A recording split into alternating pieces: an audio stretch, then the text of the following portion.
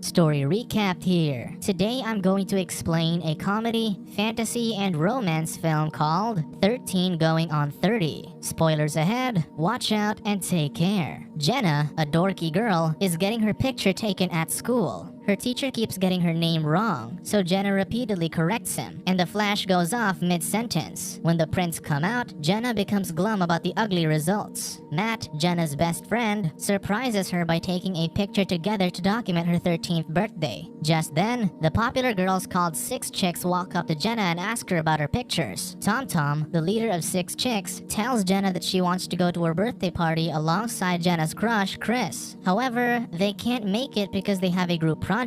Getting the hint, Jenna agrees to write the report for them. On their way home, Matt is in disbelief that Jenna invited the Six Chicks to her party, saying they're not her friends. Still, Jenna says she wants to be cool. Getting ready for her party, Jenna does her makeup. Although her parents are enthusiastic, Jenna is upset about her look. Her mom tells her that even if she doesn't look like the models from Poise magazine, Jenna is beautiful in her own way. Still, Jenna wants to look like a model instead. In one of her Poise magazines, it says 30, flirty, and thriving. Thus, Jenna wants to be 30 already. For her party, Jenna goes to the basement and dances to Thriller. Just then, Matt arrives with her birthday present, a dollhouse that he made for Jenna, complete with furniture and cutouts of themselves. Furthermore, he also gives her wishing dust and sprinkles it inside the dollhouse. The moment is interrupted when the Six Chicks arrive, so Jenna hides the dollhouse inside a closet. As they enter, the girls dump their coats on Jenna. Still, Jenna smiles when Chris and his friends arrive. Downstairs, everyone just stares awkwardly at Matt, who's dancing to his own playlist. Tom stops the music because nobody else knows the song, so Matt just tells Jenna he's going to get his Casio. Jenna, hoping to look cool, dismisses him with a snarky remark, making everyone laugh at him. Just then, Tom makes Jenna play 7 Minutes in Heaven, saying Chris wants to play. Blindfolding Jenna, Tom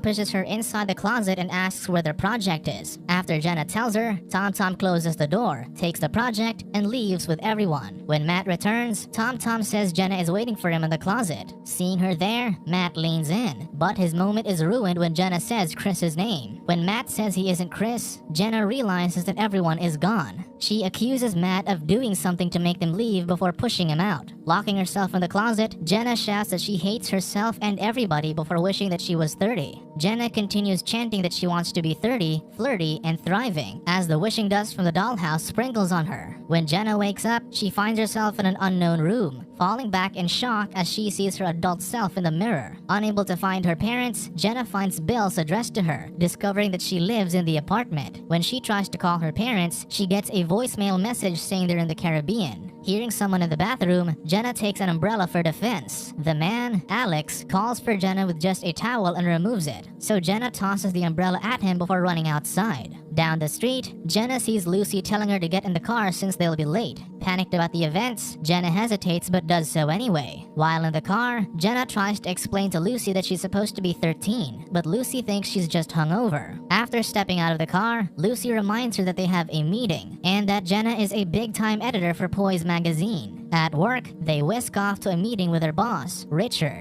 Jenna's assistant, Arlene, brings her breakfast before asking if she needs anything else. Hoping for answers, Jenna asks her to find Matt. In the meeting, Richard shows that a rival magazine, Sparkle, has been scooping their designs, so he instructs everyone to prepare for their party that'll let everyone know Poise is still trendy. However, Jenna can't keep up, so when Richard asks for her opinion, she asks to go to the bathroom. Instead, Jenna hides in her office, where she sees a picture of her with Alex and a signed portrait of Madonna. While there, Arlene lets her know that her mom called, but Jenna told her before not to bother her with family calls. Shocked, Jenna tells Arlene to notify her if her parents call. Aside from that, Arlene tells her that she found Matt. After finding out where Matt lives, Jenna rushes to his apartment. At first, Matt is hesitant to let her in, surprised to even see her. Still, he opens the door for her, so Jenna immediately hugs him and sees that he's a photographer. She starts explaining about waking up in her adult body and asks for his help to remember her life.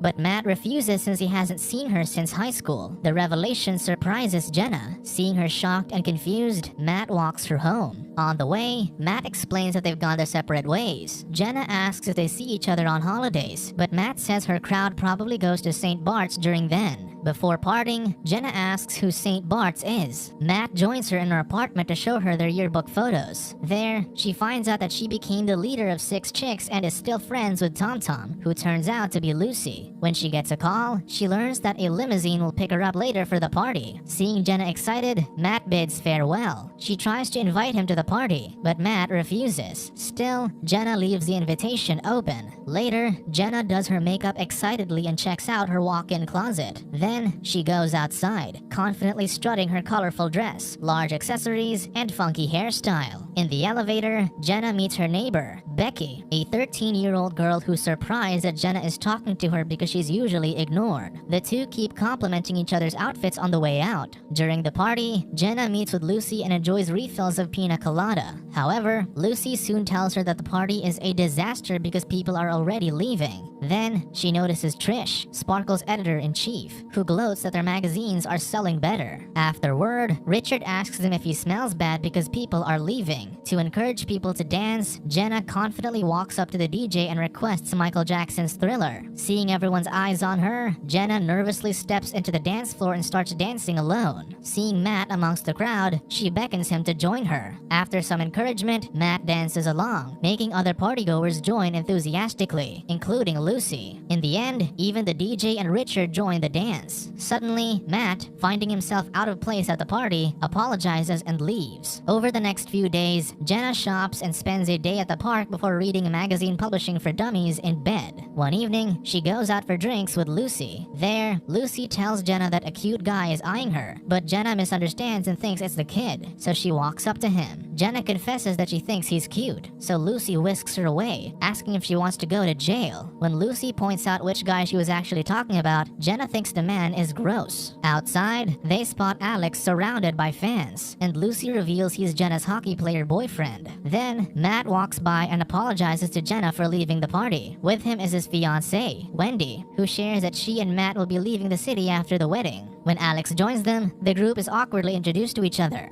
Alex then takes Jenna back to his place and tries to make moves on her. Jenna shies away from his touches and instead asks to play Battleship. Thinking she's playing hard to get, Alex plays some music before starting to dance while removing his clothes. Jenna desperately averts her eyes and throws a pillow at him. The following day, Jenna complains about her night to Becky, saying Alex didn't want to play board games with her. Then,